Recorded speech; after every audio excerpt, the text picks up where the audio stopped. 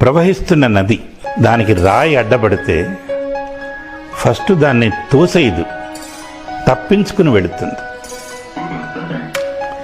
తప్పించుకుని వెళ్ళటానికి కూడా వీల్లేనంతగా అడ్డుపడితే దాని శక్తినంతా కూడా తీసుకుని కొట్టేస్తుంది. ఈ సమాజంలో బలహీన వర్గం వాడు కూడా అంతే. నువ్వు వాడిని తొక్కటానికి ప్రయత్నించకు. ఏదో ఒక రోజు వాడి శక్తి అంతా కోళ్ళ తీసుకుని ఏకమై సమాజాన్ని తలకిందులు చేస్తాడు. Hi everyone, welcome to the Leela's learning hub.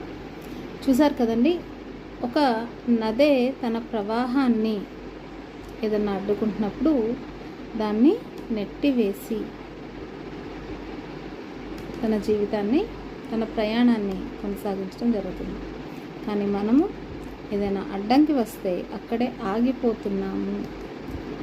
చాలామంది మహిళలు శక్తివంతులుగా మారాలి అని చెప్పేసి స్పీచ్ చెప్తుంటారు. కానీ మనము ఆ స్పీచ్లు వింటామంతే, మహిళలు శక్తివంతులుగా మారట్లేదండి. ఎందుకంటే మహిళల్ని శక్తివంతులుగా మారనివ్వరు. ఓకే, ఎంత కాదనుకున్నా పురుషాధిక్య సమాజంలోనే మనం జీవిస్తున్నాం. అందుకే మనం శక్తివంతులుగా మారలేము.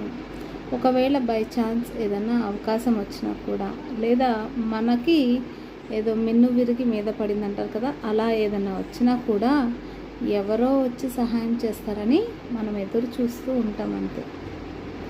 క్యాబినెట్ మీటింగ్ త్వరలోనే జరగబోతుంది.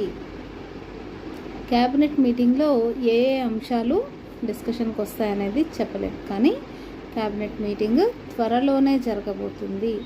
ఇప్పటికీ కూడా మీరు ఇంకా మీ ప్రయత్నాలు కొనసాగించకపోతే, ముందుకు రాకపోతే, వన్స్ ఒకవేళ క్యాలెండర్ గురించి డిస్కషన్ కనుక జరిగిందనుకోండి, తర్వాత సిడిపిఓ ఈఓ గురించి చేయడానికి ఏమీ ఉండదు.